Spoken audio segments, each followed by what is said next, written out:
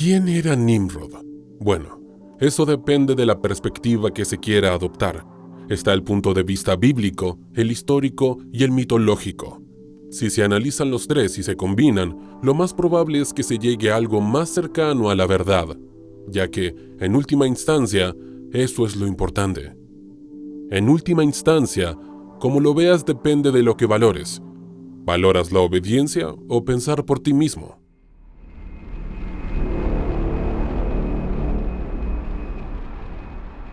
La perspectiva bíblica. En el libro bíblico del Génesis hay una breve mención de Nimrod. El Génesis dice, Cus fue el padre de Nimrod, quien llegó a ser un poderoso guerrero en la tierra. Fue un poderoso cazador ante el Señor. Por eso se dice, como Nimrod, un poderoso cazador ante el Señor. Los primeros centros de su reino fueron Babilonia, Erech, Akkad y Calne, en Sinar. De esta tierra pasó a Asiria, donde construyó Nínive, Rehoboth-ir, Cala y Resen, que está entre Nínive y Cala, que es la gran ciudad. De esto podemos deducir algunos hechos claves sobre Nimrod. Era descendiente de Noé, era un poderoso cazador y guerrero. Fundó ciudades que fueron importantes centros culturales en el antiguo Oriente Próximo. Hay que tener en cuenta lo escasa que es esta información. Hay mucha más información en la sección de mitos. El Nimrod histórico. Aunque es tentador intentar encontrar al Nimrod histórico, prepárate para la decepción. Aunque hay mucho debate académico y especulación, no ha habido ninguna evidencia concreta de un Nimrod histórico. Aunque los registros de la época no son abundantes, por lo que es posible que sea algo que los académicos hayan pasado por alto. Sin embargo, eso no significa que no haya habido muchas especulaciones. En primer lugar, la asociación de Nimrod y esas ciudades en particular podría ser solo un reconocimiento de lo importantes que eran como centros regionales de poder. En segundo lugar, los biblistas coinciden en que existe cierto parecido entre el carácter de Nimrod y el héroe mesopotámico Gilgamesh. La epopeya de Gilgamesh es una historia alternativa del diluvio. Si el tema te parece interesante, puedes ver nuestro detallado video sobre el título Enki y el misterioso relato del diluvio universal. ¿Qué ocurrió realmente en la antigüedad? En tercer lugar, aunque ha habido muchos intentos de identificar con él a determinados reyes, no ha habido nada concluyente. Más recientemente, Yigal Levin, a partir de 2002, ha sugerido que Nimrod era una fusión de Sargón de Akkad y su nieto Naram-Sin. Como un compuesto para los antiguos hebreos de la dinastía Sargónid, tomaron muchos de los logros de la primera dinastía que gobernó después del diluvio, y lo más importante, su título de rey. Editores posteriores equipararon erróneamente a Kish y Kush, aunque no se ha encontrado nada que equipare lo que es el Sudán moderno y Mesopotamia. En cuarto lugar, algunos ven a Nimrod como una leyenda o mito que sirve casi como la versión de esa época de un cuento de hadas, más para exaltar virtudes heroicas que como una persona real.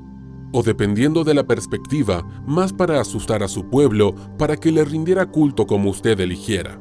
Curiosamente, Nimrod sirve para ambos propósitos dependiendo de qué historias se destacaran.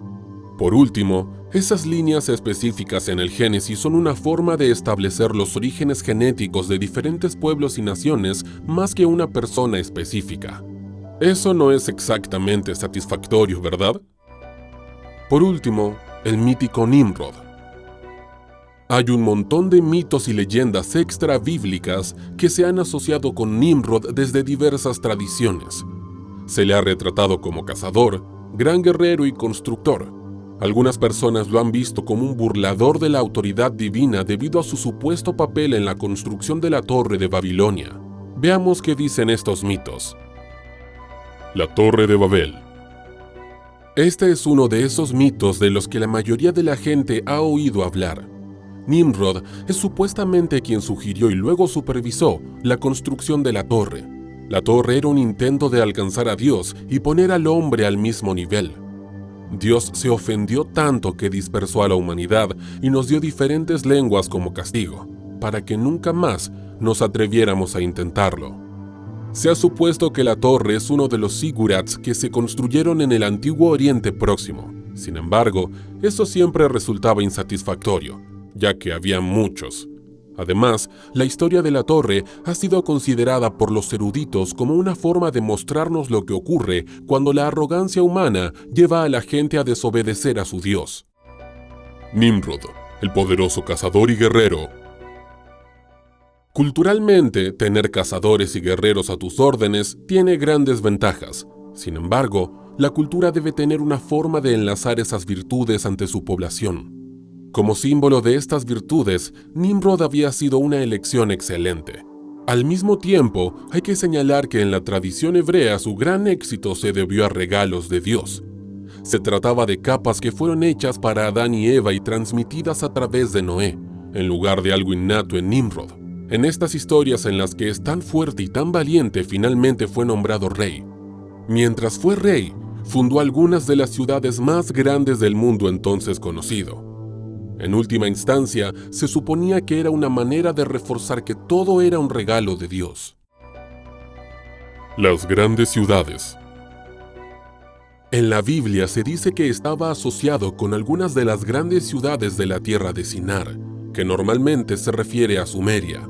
Eran centros de cultura y de poder. En realidad, esta afirmación es mucho más provocativa de lo que se podría pensar a primera vista.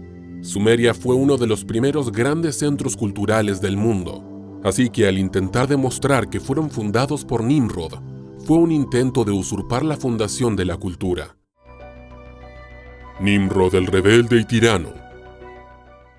Ocasionalmente ha sido retratado como un rebelde que desafió a Dios y promovió la idolatría, aunque esto también puede verse como una alegoría de la arrogancia humana.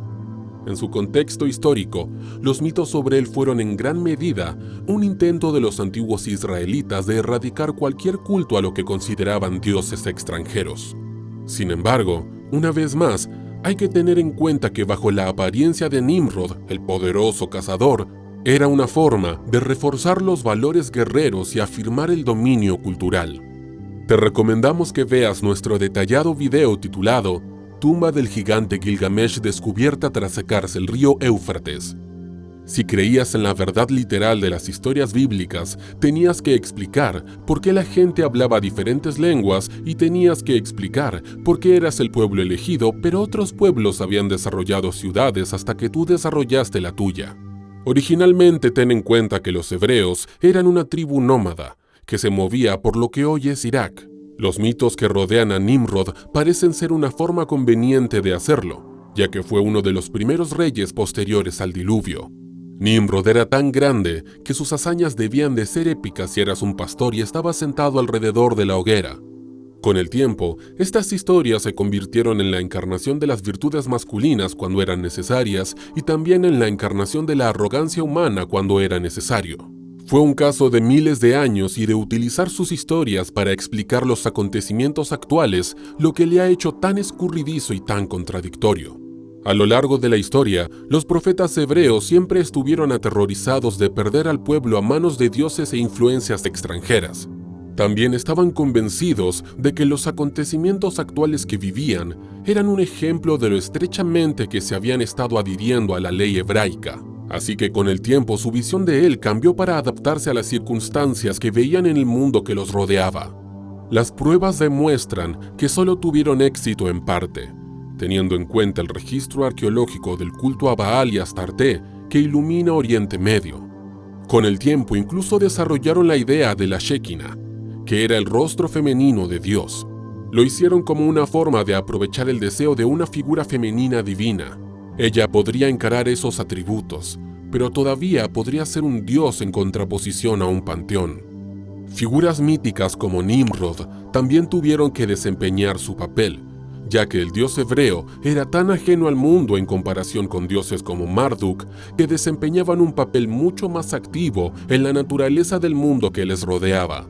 Debía de ser difícil mantener a la gente devota cuando se veía a Dios como una figura omnisciente y omnipotente, pero que lo era tanto que no podía relacionarse con la persona media de entonces.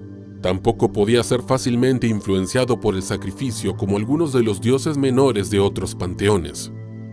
Nimrod era muchas cosas: cazador, rey, rebelde, tirano y guerrero. Debido a la amplitud de sus hazañas, parece que, más que una persona, se convirtió en una especie de representación de los rasgos que el narrador intentaba explorar. También depende mucho de quién cuente la historia. Todos hemos oído que la historia la escriben los vencedores. En el caso de Nimrod, parece claro que la imagen que se tenía de él fue cambiando con el tiempo y en función de quien la viera y quien la contara. Si te ha gustado este video, suscríbete al canal.